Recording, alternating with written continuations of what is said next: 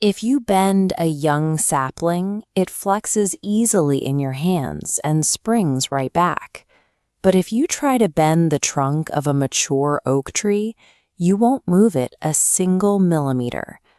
A plant's ability to grow rapidly when young, yet withstand hurricane-force winds when mature, comes down to how it organizes its internal architecture. Look at this animation. Notice how identical cells aggregate together to form a single uniform block. In botany, we define a tissue as a group of cells that share a common origin and work together to perform a highly specific function. They lock together like structural bricks to build the plant's organs. To understand the tissues inside a plant, botanists use a single universal rule to classify them: the capacity for cellular division. A cell is either actively dividing or it has stopped. We can map this rule directly onto a master flowchart. All plant tissues split into two definitive branches. First, we have meristematic tissues, which are actively dividing cells. Second, we have permanent tissues, which are non-dividing, mature cells. Pay attention to this split. It is a high-yield concept for your WBCHSE exams. A plant's entire life cycle and structural integrity rely on this exact balance. It needs cells actively dividing to grow and cells permanently locking into specialized roles to survive. Let's compare the anatomy of these two cell types side by side in this T-chart. On the left, the youthful meristematic cell has a very thin cellulose wall, a massive central nucleus to control rapid division, and absolutely no vacuoles. On the right, the adult permanent cell has built a thick cell wall. Its metabolic rate has dropped, and a massive central vacuole has inflated, pushing the cytoplasm to the extreme edges of the cell.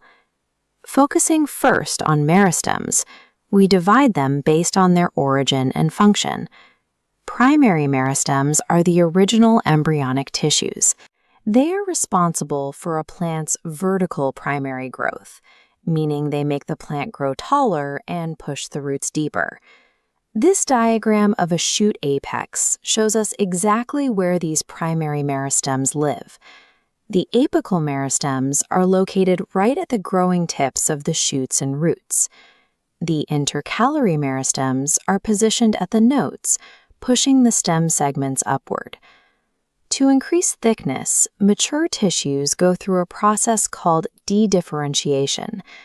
They revert to a dividing state to become secondary or lateral meristems. As you can see running down the axis of the stem here, these meristems are responsible for the growth of girth. This 3D cross-section of a woody trunk shows lateral meristems in action. The vascular cambium continuously produces new wood on the inside, while the cork cambium generates new bark on the outside. Primary meristems build the plant's initial vertical scaffolding. Secondary meristems arrive later, layering on the immense thickness and strength required to survive for decades. Once cells lose that ability to divide, they enter the permanent tissue category. We break these down into simple tissues, which are composed of only one type of cell, and complex tissues, which use multiple cell types working together, like the xylem and phloem pipelines. Let's do a deep dive into these simple permanent tissues, starting with parenchyma. As this table shows, parenchyma cells are living. They have thin, uniform cellulose walls and feature prominent intercellular spaces between them. This loose packing makes them ideal for storing food and conducting photosynthesis. Next is parenchyma, the tissue of flexible support. These cells are also living, but notice their shape. They pack tightly together with zero intercellular space, and their cell walls are unevenly thickened at the corners by a chemical called pectin. This allows stalks to bend without snapping. Now look at this transverse and longitudinal section of sclerenchyma. These cells stand in strict contrast to the other two.